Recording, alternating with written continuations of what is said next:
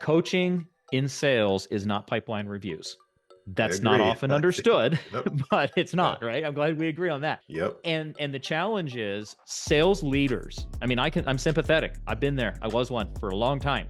Are already asked and tasked, I should say, with so many things that they're doing, and it's only gotten worse. How about those 70 fields in the CRM that your Right. team's not filling out, right? So how do you make sure coaching's happening? Two things have to be as part of your enablement framework. One, teach them how to coach. If you're not doing leadership enablement for revenue leaders Yeah. and go to market leaders, then don't expect them to know how to go be effective leaders and coaches if you're not investing in them. Number two, do you have an actual coaching framework in place that goes back to what I said before, that can also be tracked and measured? It's such an old, worn out phrase, especially in sales. We treasure what we measure, blah, blah, blah. But it's true. If you don't have that coaching framework, I'll go into a client. This happened a couple times this year. You ask them, do you have a coaching culture here? Oh, yeah, we do, we do, we do. But then you can't find any evidence that anybody's been doing any in recent times. And I think it's because people sincerely want to coach. They understand the importance of coaching. They probably do believe in a coaching culture, but you got to have some enablement and some measurement in place to make sure it's happening. In this episode, we dive into the world of customer journey enablement with seasoned consultant Paul Butterfield, founder of Revenue Flywheel. Throughout the interview, we discuss the core principles behind buyer-centric operations and the pivotal role that enablement plays as a function in helping to drive organizational success. Paul shares his perspective on why it's critical that we prioritize enablement when we're building out our sales strategies. He also talks about the dangers of relying solely on self-reported data. He gets into some examples where he illustrates the consequences of inadequate outreach and engagement when teams lack poor enablement. And towards the end of the interview, Paul draws on his extensive experience as a consultant and reveals some essential elements clients typically look for when they're hiring consultants. And we wrap up by going through the customer enablement framework that Paul designed. Before getting into tech Mm-hmm. and having an illustrious career, all of you can check out his LinkedIn profile, big logos, talking Microsoft, HP, Intuit, GE, Vonage, some household names there that he Mm-hmm. has really helped drive channel sales, sales enablement for. Um, but before you embarked on that great career, you built out a large and thriving consulting practice of your own for many years that you had.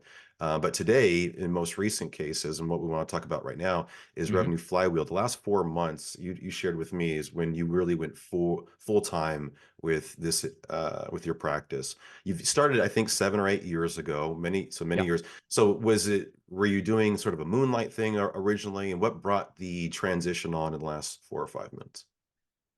It really was a moonlight thing. In fact, it's funny.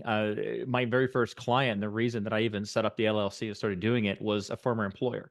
There you And go. and you mentioned GE. GE had recruited me away from this employer, and we left on good terms. And I think it was probably 6 months later they contacted me and said, "Hey, would love to have you continue doing some of the work that you were doing here. Would you be willing to do it on an as needed basis?" So that was what really got the ball rolling. And for most of the years that you mentioned, that was the nature of my work. People that I had worked with or within my network that knew of my work, knew of the successes that the companies that I had worked with, had with the different types of Right. enablement or methodology, and they would come to me.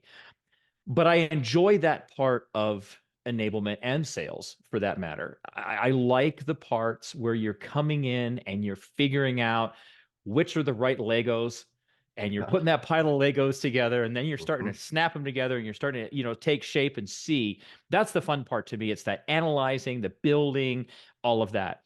And so that was just a long-term dream to be able to focus on working with companies that are in that stage or trying to figure out some of these big questions, help Right. them do that. And so finally, there was a couple of reasons where this year just ended up making sense to take that jump. Well, a lot of important lessons there that I don't want to skip past too quickly. Mhm.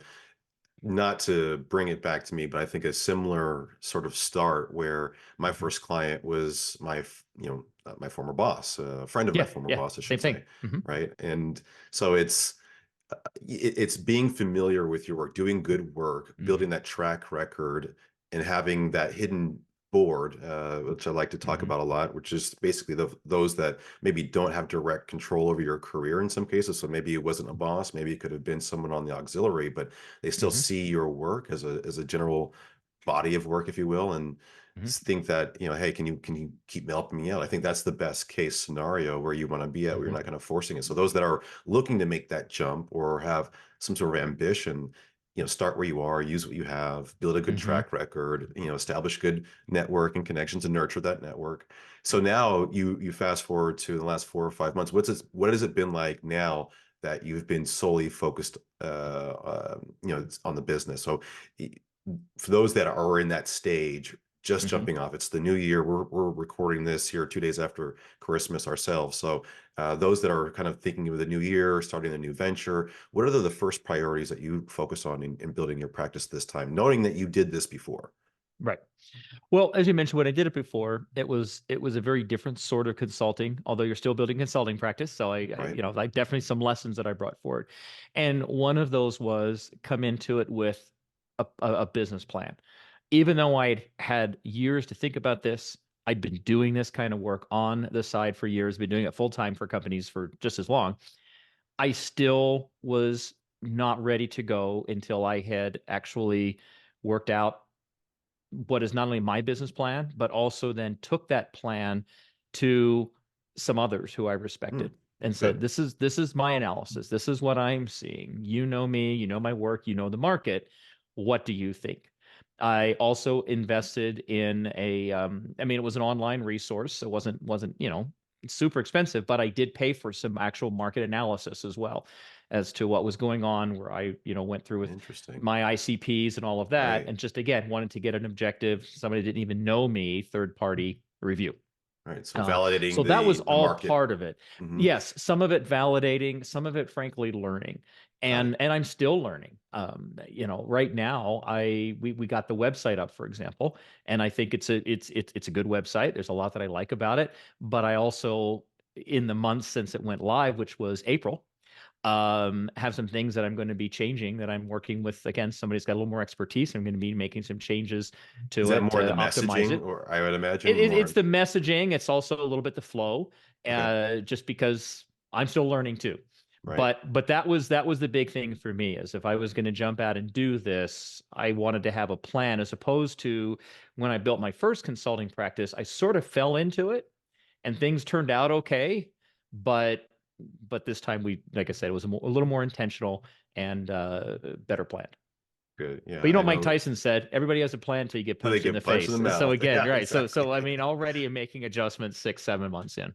So, Well, and that's the thing, though. When you're starting any venture, I'd imagine you get mhm, inundated and have goal diffusion where you're just don't, where do I focus my energy and mhm, time? It's just mhm, me at this stage. And, do I tinker with the website? Do I work on the messaging? Do I validate my mhm, market assumptions or learn from what's really happening in the market? Like, where do you invest your money, your time, your energy? right. And I think that's what keeps us up at night when we're first starting out is what I'm doing today, getting me 1% better? Is it getting me one step closer Mhm, in these sorts of things? And the fact that you've been down the road, which I've been different, falling into a different field as well, still a lot, you have lessons that a lot of us don't. And so we mhm. definitely want to learn from that what we can. So let's talk a little bit about the enablement side of things. Now, Revenue Flywheel, your focal point is to help Mhm. organizations with their revenue enablement strategies. Can you tell me a little bit more about what Sure. Revenue Flywheel's mission is? So the name is probably worth maybe just digging into that just for a minute. Yeah. Um, I first read about the flywheel concept as it has to do with business, at least in Jim Collins' book, Good to Great. I'm pretty sure that's where I first read about it, which has been out for a while. Yeah. And and over the years, as I worked in sales leadership and then started building out enablement at a few different companies, one of the things that I observed is that enablement, when it's done properly, actually is not sales enablement. It is working along all Mm. points that impact a customer's journey. And that most starts pre-top of the funnel. That probably starts, well, it doesn't probably, it does often start with the product marketing. But then you are working a single enablement strategy across all of those go-to-market teams. And you are aligning a lot of seemingly small things, but when it's done correctly, when it's executed consistently, you create that flywheel effect. You create an elevated customer experience that's really bigger than maybe that looks like the sum of all those little changes that you've made are. Some of them are big changes, let's be clear. But a lot of times companies are finding that even just getting better alignment between those GTM teams makes a big difference. So that's where the name came from, and then that's why we talk about it as customer journey enablement. I'm not saying that's what the profession should be called. There's revenue enablement, there's sales enablement, now GTM enablement. But to me, when I'm Right, talking right, with people who are not in enablement, and my ICPs are not enablement leaders, they are CROs, CMOs, founders. correct. That customer journey enablement seems to resonate better and generates better Absolutely. conversations as we Absolutely. try to talk about what the future state could be. And So, what I think I infer from that is mapping our people process tools hmm to how our buyers buy, to our hmm customer centric strategy, right? hmm So often we create our sales process and our customer success process and our hmm outreach and top of funnel processes off of what is good and easy for us to do business as right. opposed to making it easy for us to do business with. And I Agree. think it's a mind shift there. So one of the things for the audience, I want you to stick around for the rest of this conversation because at the end, I'm going to ask Paul to unpack a customer journey enablement framework that he has that Mhm. has, I think, 5 pillars built into it. So we'll talk a little bit about that at the end, so you guys can kind of pick some notes from what that framework looks like. But in the meantime, we throw the word enablement around a lot, Right. quite frankly. And I think if you asked 10 different people, you might get 10 different definitions. And for those that are not really um, attuned to enablement strategies, while it's not nothing new, hmm is it just a fancy word for training, really? Like how do you define enablement? The way that it's sometimes executed, it is just a fancy word for training. But in my experience, they're not doing it right. Right. I Training agree. makes I up an agree. element of it. If you think back, Mhm. again, that concept of customer journey enablement, what is going on as product and product marketing are thinking about, are they looking at the customer? Are we creating features because they're cool or Right. because we can? Or are we creating things that are going to add greater value? What do we know from our existing customers?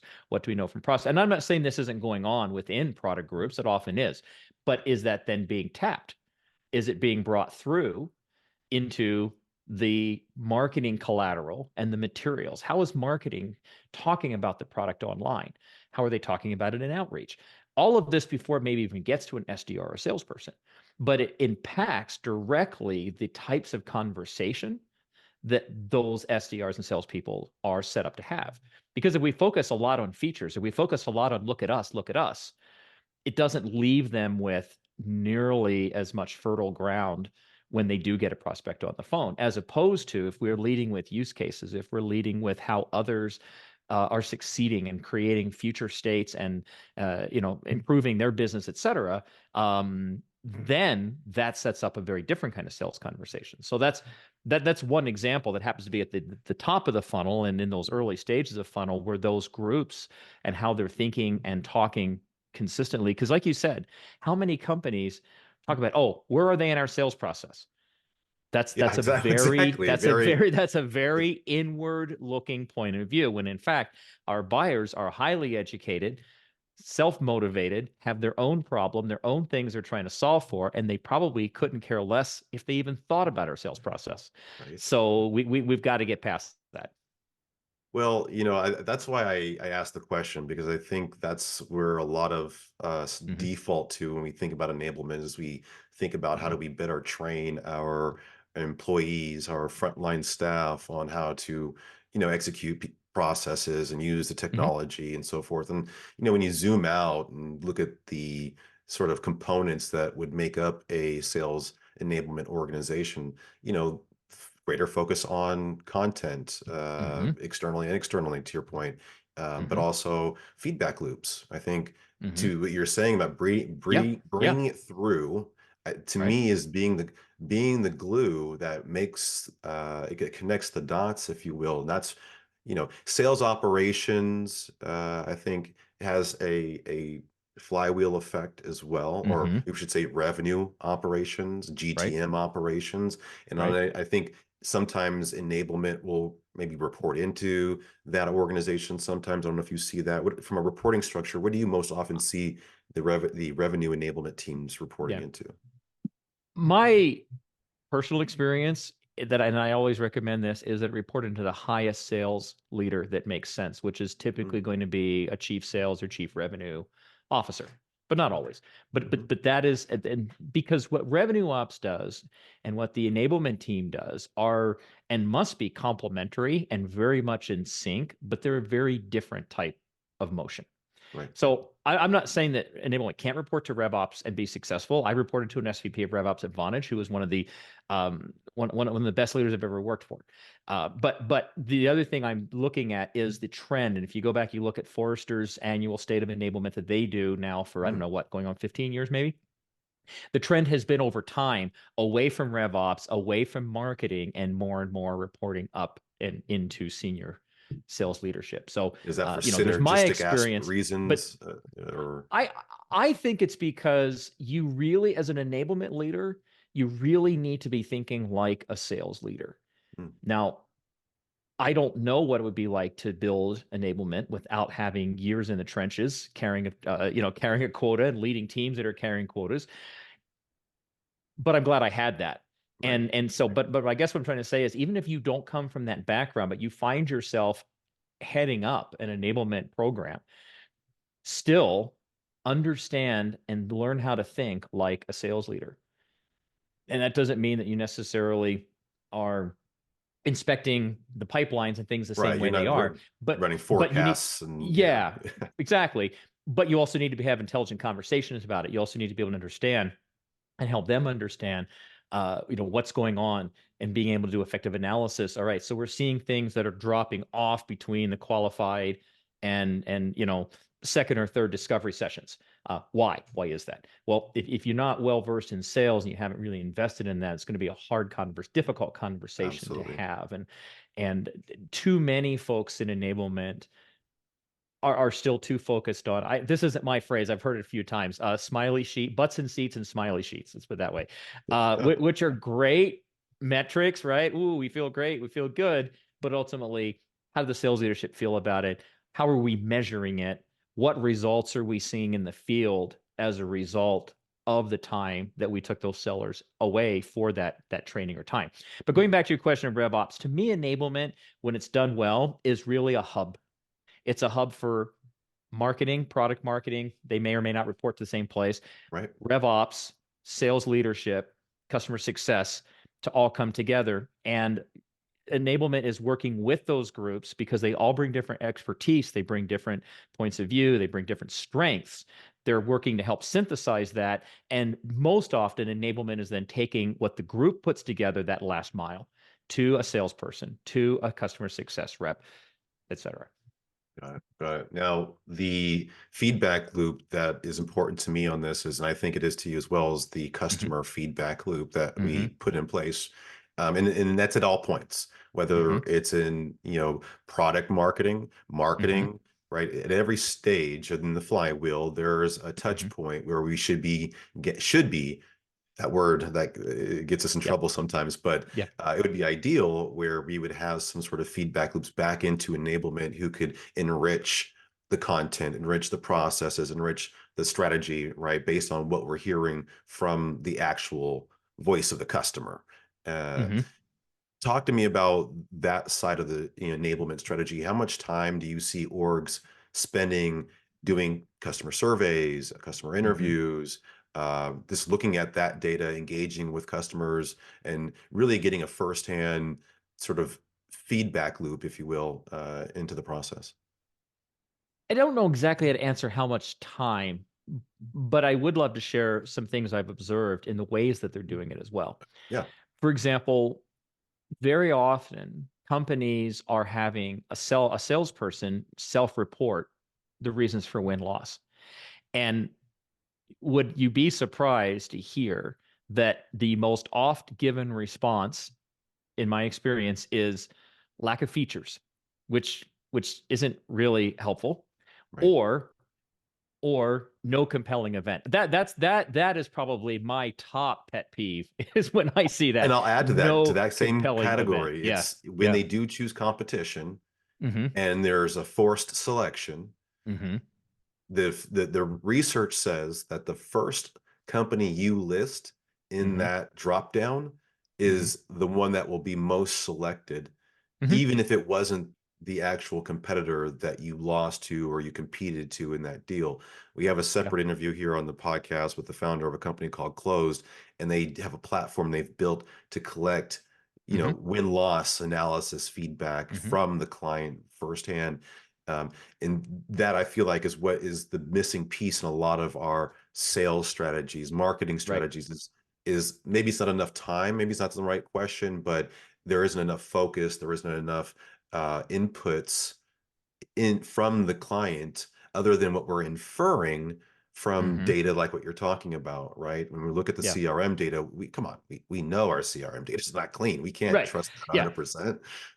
And I'm glad you mentioned that. I've actually been a closed customer, and I've Ah, also been a customer of competitors of theirs that do the same thing. very And good. so I'm really glad you mentioned it because that's one of the things I wanted to bring up as well. Self-reporting has a lot, and I think we've probably hammered that pretty well for this for this Yep, episode. yep. There's a lot of challenges with self-reporting.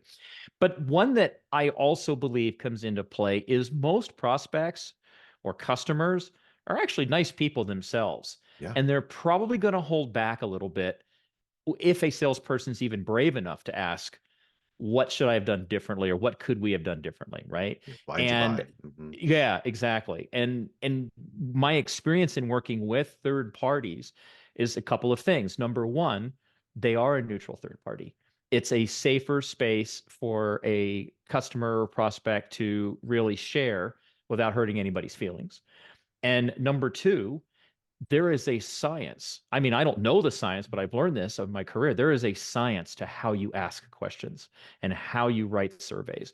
And unless your salespeople are, have that training, which probably they don't, they're probably not even asking effective questions. And you could maybe develop that in-house expertise, but when you've got companies that this is what they do and they have a proven track record of it. I remember one of the companies that we worked with was not only was it win loss, but they also would get into how close did you come to winning, right? So were you Ah, like it wasn't so four, binary. wait, Okay. yeah, it wasn't Mhm. just the binary. No, it was like I think it was on a 5 scale. So on a 5 scale, how badly did you lose? And on a 5 scale, how well did you win, right? Did the product sell despite your poor sales efforts, right? All the way up to you really floored us with the experience. So I think that's also valuable to understand is the dynamics behind it and trying to learn from that.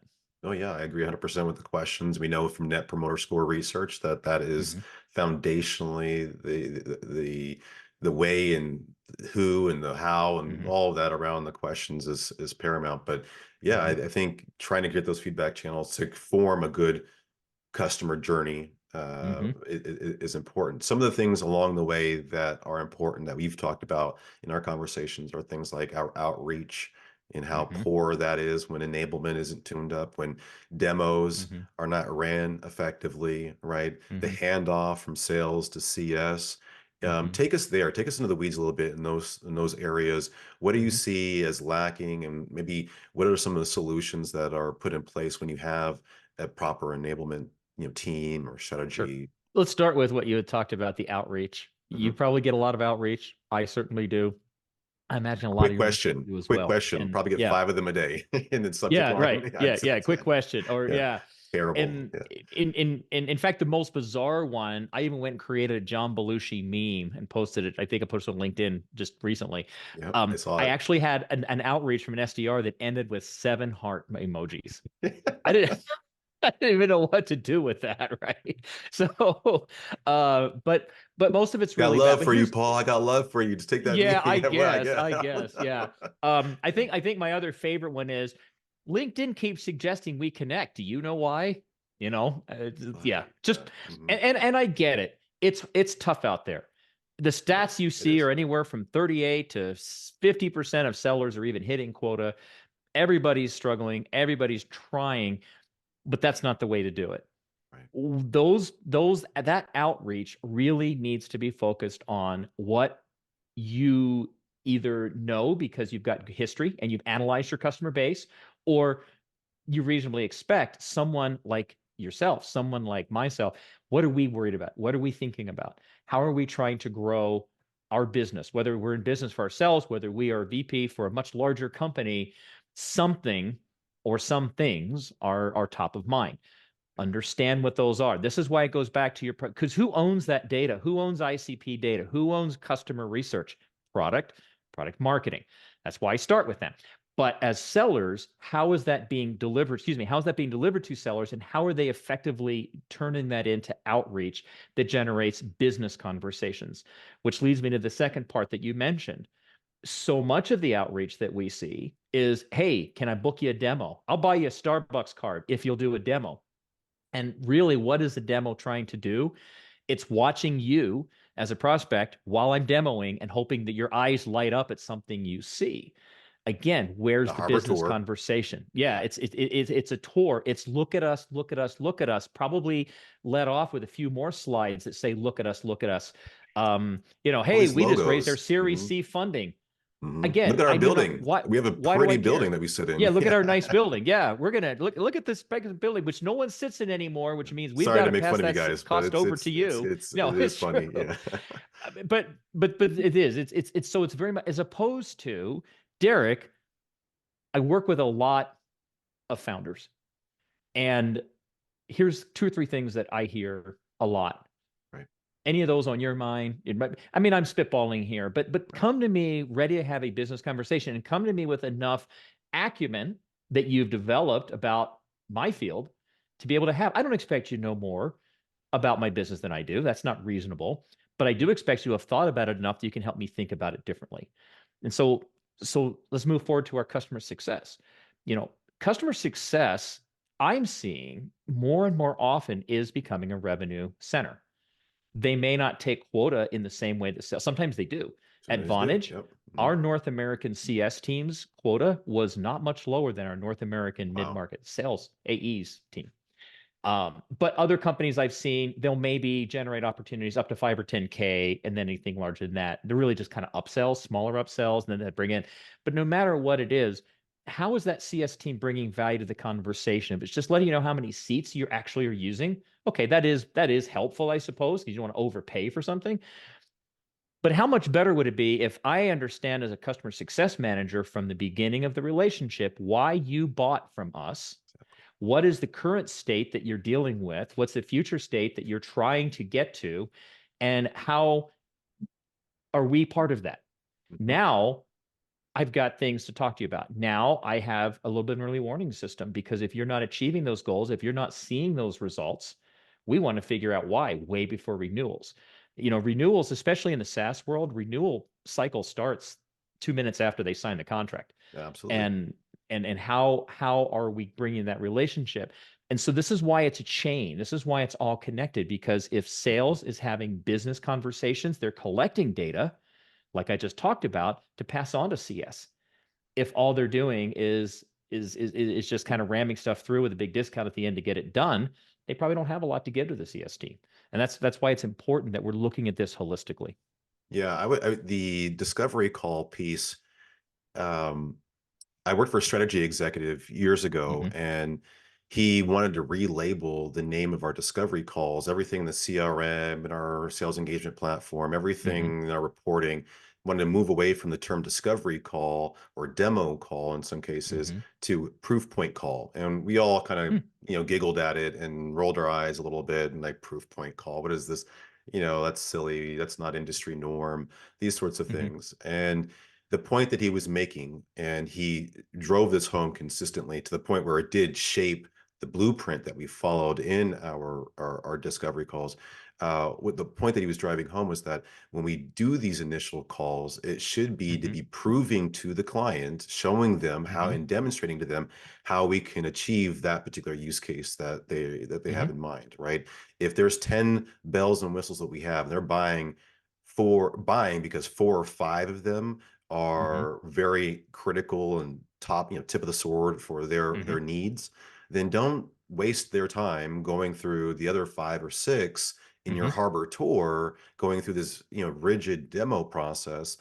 tailor it Mhm. 100% to what they're looking to achieve. And so it forced us to top of funnel really dig deep into, well, how can we help? Not just can we save you money, not can we just Mhm. save you time, but like what's the outcome that we're achieving here?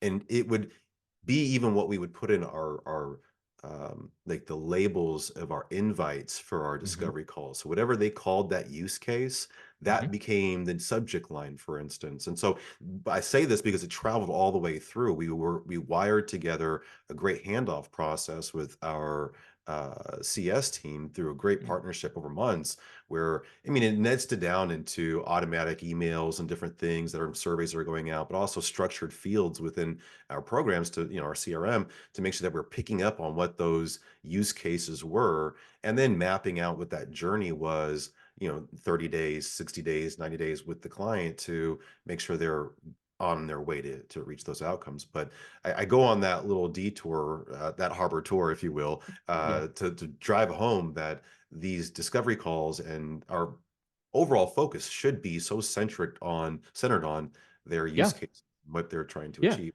outcomes What are as they opposed trying to achieve? I mean, back to your to. point, if I haven't invested some time in understanding those things, then the odds of me showing them things in a demo that they care about are probably pretty low. Or I may show them a couple things, like you said, I'm going to show them a bunch of stuff that they don't. Or perhaps they would if I had context and could show them how that could be helping them. But when I think about a good discovery meeting, I don't take credit for this because I read it in the Challenger sale book years ago. But there's a line, there's a piece in there, and they talk about that if during your discovery meeting, the prospect doesn't at some point look at you a little blankly and say, "I don't know the answer because I've never thought about it that way before," you did not have a great discovery meeting. You You didn't more challenge them. likely checked Mhm. the same boxes that your competition was checking. And my takeaway from that is that at the end of a good discovery meeting, you will have facilitated for your prospect them being able to create at least the little beginnings of a vision in their own mind. Our opinion means nothing, but in their mind, they're starting to see the light. Maybe it's even a little tiny light at the end of the tunnel. But the important thing is they're seeing it for themselves. We have facilitated that. That is a great discovery experience for a prospect. Let me zoom out here real quick. Earlier on in the interview, I mentioned, and Mhm. you talked about how you had started and built a consultancy before. And again, true to form to the show, the Sales Consultant Podcast, we really want to make sure that we understand and learn some lessons from Mhm. what that looks like. Whether you're a revenue leader thinking about going that direction, or if you're already a consultant in that path, maybe early days, these are always good stories to unpack, I think. So you had some notable names in your previous endeavor, Mhm. the NBA, MTV, Warner Brothers, Mhm. Disney, Nike. But tell us about what that, and I know it's a different field, but what was the Very field that different. you were consulting in? And why did you stop consulting? So the field, I think the simplest way to explain this is I was an intellectual property expert. Yep. Is probably right. So my work that I did with them on a contract basis was to help them to enforce their intellectual property rights. All right. And that typically meant counterfeit knockoff goods, for lack of a Got it. better word. I Yep. almost said something else. Uh, most of which was inferior. That was best case. Worst case, it was dangerous. There were a couple of high profile cases that Disney was involved in the 90s where completely unauthorized Disney swimming pool floaty toys failed and children drowned. Oh Lord. And so Mm, of course, people are like going after Disney. It's like Disney had nothing to do with this stuff. right. And but So you would be brought in as the but expert they still witness don't on want that. those. Not on something like that. What I would do is I was their representative out to U.S. attorney, state's attorney, customs, U.S. customs. This was pre-ICE when it was just U.S. customs. Okay. And I was their eyes and ears out on out in the field and doing that expertise. If the case went to court, because most of the time when these counterfeit goods were seized, and sometimes I was there helping bag warehouses full of this stuff, that rarely went to court. The people that were doing it saw that as just getting busted once in a while as a cost of doing business. The profit margins were as high as illegal drugs. And so they would just move on and disappear. They were just ghosts, right? But if I went to court, I was able to also help testify. But I've helped write federal search warrants. I've assisted the FBI and all of that. I've been on raids. It was very interesting type of work. The reasons that I ultimately got out of it, and it was very interesting work. I mean, I had fun. And It I sounds also like it. Yeah, I got free honestly. tickets to NBA games and free admission to Disney World too. It didn't suck. But there were two things happening. Number one, I was doing this in the mid and late 90s, and more of the work, the tracking and the work that I was doing was going online, and it was becoming a very different type of enforcement that didn't necessarily need the same sorts of field expertise. Number two, just on a very personal note, my kids were getting older. And it was the type of work where I might get a phone call from Nike and have to be on a plane to support them in another city the next day. And when your kids are little, it's a little easier to get away with that. But as they start getting older and they have games and they have Right. concerts and they have Where's dad? where's dad? I remember NBA, right? NBA Finals, 95. I remember sitting watching the game, and depending on the outcome of the game, I was either on my way to Chicago or Salt Lake City. And I'm like calling, I was in St. Louis, I'm calling TWA, getting on a flight. And that was a lot of what drove it as well, is just trying to find something that was going to be a little more conducive to raising a family. Well, I mean, you reached a point of success. I think you had employees or other contractors that you had working under you as a 1099, yeah, because we 1099. would sometimes it would require having, like, for example, during the NBA finals, Hmm. we would put teams out on the street that would have an NBA legal representative, a U.S. Marshal, somebody there with Wow. expertise, and right, because you can imagine something like NBA finals, just the amount of counterfeit product being sold on every street corner, Right. from the arena moving outwards. It was sometimes a very large thing to sweep all that up and clean all that up. But again, we were working with law enforcement, legal representatives of the NBA, and then I was providing, my people for that department. And so there's some lessons there. Mhm. If there was one lesson that you're taking with you into this new venture, Revenue Mhm. Flywheel, what's the top lesson that you think is most applicable? Take care of your customers, which may sound very obvious, Mhm. but the reason for success then and reason for success that I've seen so far in this is people talk to each other. Competitors like Oakley and Ray-Ban in that world we just described talk to each other. I got business because I took care of my clients. I put them first. They knew that I did. I'll never forget the day my phone rang and a woman named Catherine was on the other end. She was not chief counsel, but she was up there for NBA properties because it was the first time that I didn't go out looking for business. She had heard about me from Bob Ogden at Walt Disney and was calling me on his recommendation. Right, that was a great moment. And so, but that would not happen. And then the work that I'm doing now, the projects that I did this year that really kicked off the business, all came from within my network because people trusted me. They knew my work ethic, they knew my expertise, and they trusted me to recommend me to people. That in one case, one of them was one of the angel investor, one of the angel investors in the company said they really need your help, right? I mean, that's pretty personal. That was his Yeah. money on the line, Right. and so I really think that's a lot of it. I work very hard to take care of customers. I work very hard to practice what I preach, if you will, in Yeah. terms of understand your customer, spend the time, bringing value to that relationship. And I don't want people to misinterpret the word relationship there. If you happen to make friends with a prospect, or I mean, I have some customers that I sold to years and years ago. One guy, multi-million dollar software contract, and he was IT director at a great big investment bank in New York City. Years later, we're still really good friends. I haven't sold him anything in 2 decades. So, I mean, it happens sometimes, but people are really looking for a couple of key things in my experience. Number one, are you authentic? Nobody has time for anything less. Any Number, patience or tolerance yeah, for, yeah, yeah, exactly. Number disingenuous. two, are you a serious individual? And by Mm, that, do you have the acumen that you're bringing value to that conversation? And number three, are you teaching them or empowering them or showing them a way to do something critical that they haven't been able to figure out for themselves? If you can fulfill those needs for people, you're going to more often than not be able to do business with them. That's what they right. want.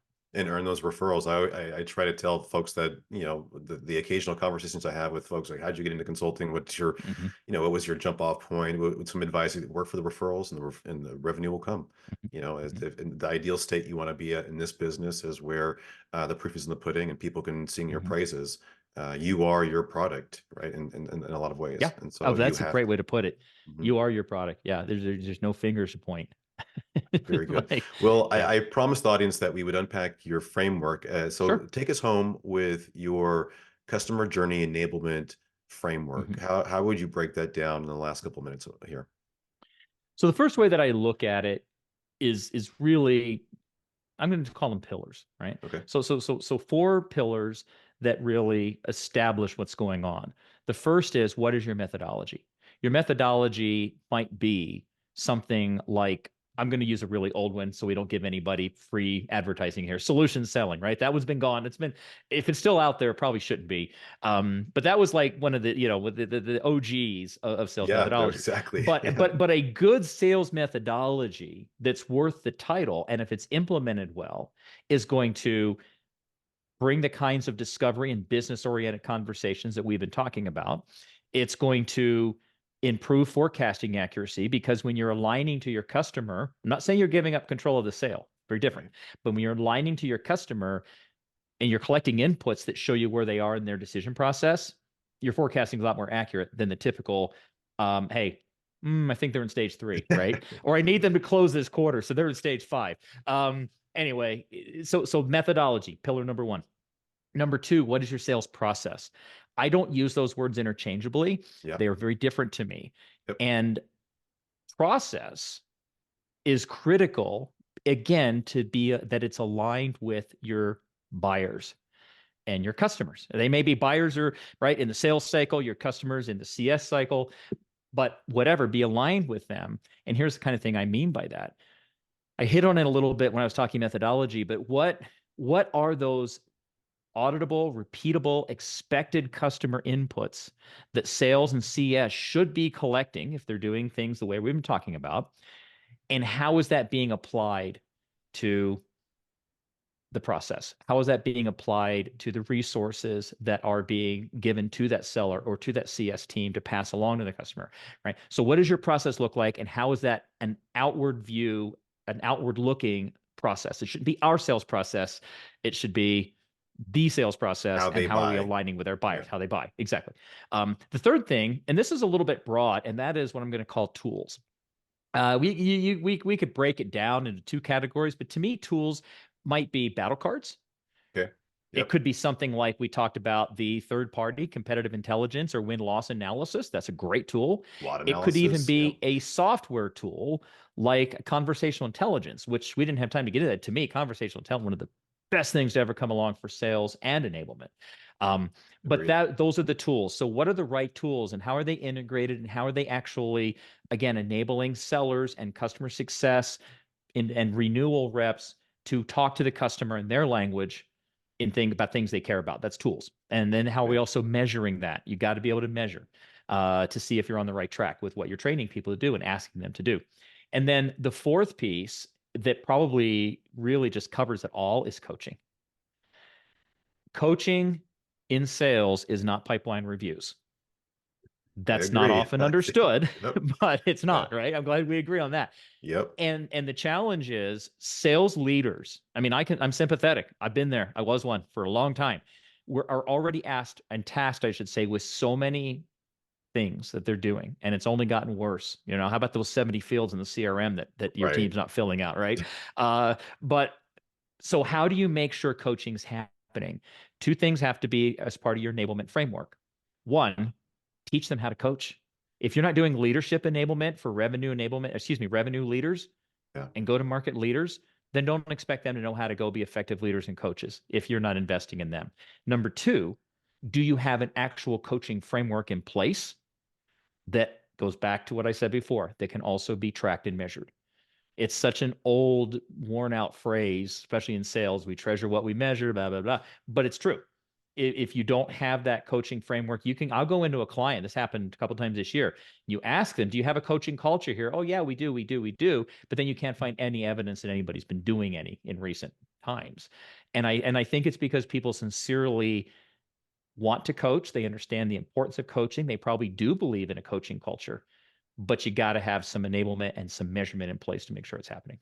So I Yeah. build around those four pillars, which gives us a lot of flexibility and a lot of different, whether the size of your company, who your customer segment is, how large is your TAM, all of that. But those four pillars rarely change.